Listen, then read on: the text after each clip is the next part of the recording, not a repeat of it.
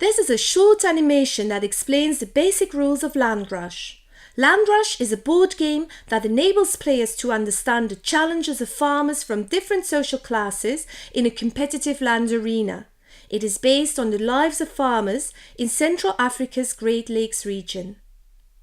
In LandRush, you play the part of a rich, a middle class or a poor farmer who's involved in a struggle for land. This game is all about competing with the other players to acquire as much land as possible. So let's take a closer look at the arena you'll be competing in. It's made up of 4 zones in which to acquire land and cultivate crops. But be warned! In the course of the game, an event will occur in each of the zones. Its impact may be positive or negative. Roll the dice to determine the playing order. Whoever rolls highest plays first, thereafter turns are taken clockwise. Put the player cards in the middle and each pick one. The symbol determines your class during the game and your starting capital. 10 seasons long, you will cultivate cassava, tomatoes or oil palms. This is how it works. Imagine you're the poor player. Your starting capital is limited. Let's assume that at the start of the game you roll a 5. This entitles you to buy up to 5 plots of land. However, you earn just $5. The table with costs and returns shows that the most you can buy is 2 plots of cassava for $2 each. You may plant these crops on any available plot on the playing board. Now imagine that you're the rich player, so this time you have plenty of starting capital. Also, being rich, you're entitled to roll both dice. Assume that you roll an 8. Your starting capital would allow you to buy, say, 2 plots of oil palm, 2 plots of tomatoes and 4 plots of cassava. You decide to plant the tomatoes and the oil palm in different zones. After all, it seems sensible to diversify and spread risk in case of a negative event. On the other hand, planting the same crops in adjacent plots within a single zone will entitle you to an upgrade. So perhaps that's the way to go with your cassava crops. By the time all farmers have taken a turn buying land and planting crops, the growing season is already coming to an end. It's time to calculate this season's returns as well as next season's costs. Let's start with the returns. The table lists the returns for each crop and each upgrade. The poor player earns $1 for each crop of cassava, which adds up to a total of $2. The rich player does rather better. She earns $18 for her combined crops. Next, all farmers must pay costs for next season. These are determined by a roll of a die. For example, if the roll of the die is 1, then you will have to pay $1 for each cassava plot. If the roll of the die is 5, you will have to pay $3 per oil palm plot. Check out the rules of the game for all details. By now, you may already be in trouble, possibly even facing bankruptcy. So perhaps you should negotiate with the others to try and improve your position. You might even depend upon your negotiation skills to survive.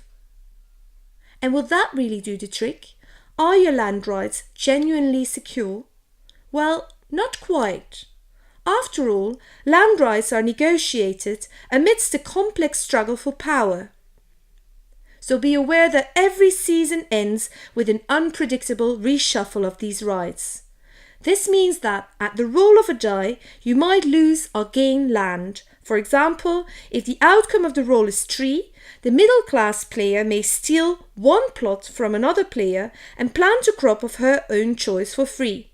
Check out the rules of the game for all details. After 5 seasons, each of the zones experiences an event.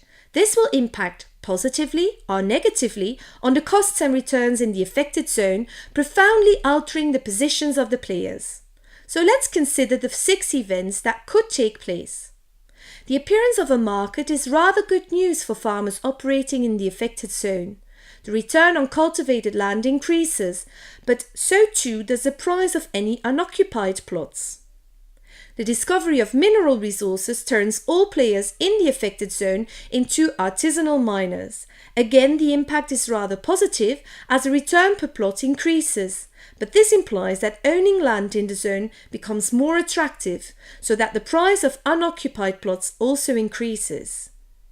The establishment of a cooperative in a zone is an incentive for pool players to collaborate. This may boost their earnings and inspire them also to collaborate in other areas. The appearance of a private investor is a rather disruptive event. The entire zone is claimed and turned into a massive oil palm plantation.